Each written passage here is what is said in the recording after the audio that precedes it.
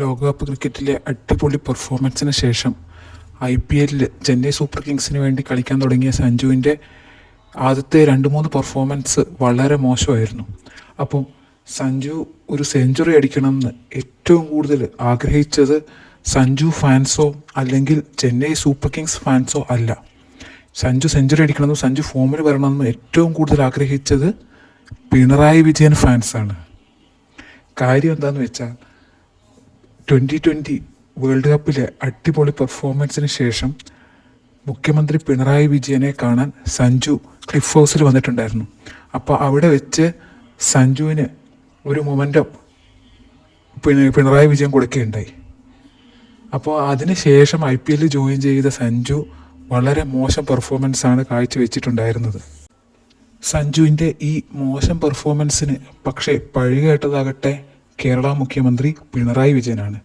കാരണം പിണറായി വിജയൻ ആ ഒരു ട്രോഫി കൊടുത്തത് കൊണ്ടാണ്, അതായത് ഒരു ജൂനിയർ മാൻഡ്രേക്ക് എഫക്റ്റാണ് സംഭവിച്ചിരിക്കുന്നതെന്നാണ് ആരാധകർ പലരും പറഞ്ഞ് പരത്തിയത്. പ്രത്യേകിച്ച് എതിരാളികളായിരിക്കണമല്ലോ പറഞ്ഞ് പരത്തിയത്. അതായത് പിണറായി വിജയനെ മൊമെൻറ്റം കൊടുത്തുകൊണ്ട് സഞ്ജുവിൻ്റെ ഫോം ഔട്ടായി. കാരണം ഇതിനു മുമ്പ് പിണറായി വിജയൻ ഒരു പ്രാവിനെ പറത്തി വിട്ടപ്പോൾ പ്രാവ് ചത്തുപോവുകയൊക്കെ ഉണ്ടായിട്ടുണ്ട്. അപ്പോൾ അതുപോലെ ഇതും അങ്ങനെയാന്നൊക്കെ പറഞ്ഞ് എന്താ പറയുക, ഇവിടെ എതിർപക്ഷം പറഞ്ഞ് പരത്തി. സോഷ്യൽ മീഡിയയിലാണെങ്കിലും അത്തരത്തിലുള്ള പല ട്രോൾ പോസ്റ്റുകളും ഈ സമയത്ത് വരികയുണ്ടായി. സഞ്ജുവിൻ്റെ മോശം ഫോമിന് കാരണം പിണറായി വിജയൻ കാരണഭൂതനാണെന്നൊക്കെ പറഞ്ഞിട്ട് പല പോസ്റ്റുകളും സോഷ്യൽ മീഡിയയിൽ വരികയുണ്ടായി. അതുകൊണ്ട് തന്നെ സഞ്ജു ഫോമിലെത്തേണ്ടത് പിണറായി വിജയൻ ഫാൻസിൻ്റെ ഒരു വലിയ ആവശ്യമായിരുന്നു. എന്നിട്ട് വേണം 2 വർത്തമാനം പറയാൻ എന്നുള്ള രീതിയിൽ നിൽക്കുകയായിരുന്നു പിണറായി വിജയൻ ഫാൻസ്.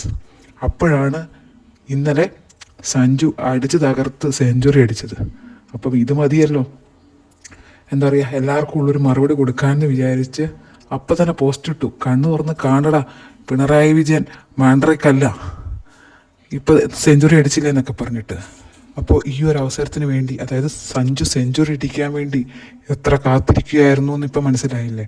പക്ഷേ ഇതിനകത്തൊരു പ്രശ്നം എന്ന് വെച്ചാൽ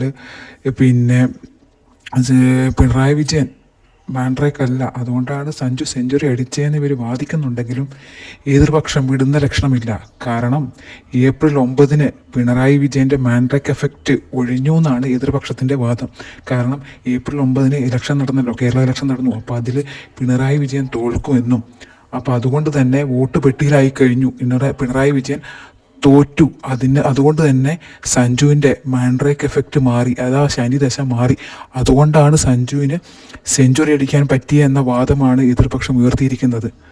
അപ്പം അതിന് മറുപടിയായിട്ട് പിണറായി പക്ഷം പറയുന്ന ഡയലോഗ് എന്ന് വെച്ചാൽ സഞ്ജു നേടിയ സെഞ്ചുറി അതുതന്നെയായിരിക്കും പിണറായി വിജയൻ്റെയും, അതായത് LDFൻ്റെയും കേരളത്തിലെ ഇലക്ഷൻ സ്കോർ എന്നുള്ള മറുപടിയാണ് മറുപക്ഷം കൊടുക്കുന്നത്. അപ്പം നമുക്ക് ഇപ്പം എന്തായാലും സഞ്ജു സെഞ്ചുറി അടിച്ചു, ഇനിയിപ്പം പിണറായി വിജയൻ സെഞ്ചുറി അടിക്കുമെന്നുള്ളത് നമുക്ക് മെയ് 4 അറിയാൻ പറ്റുള്ളൂ.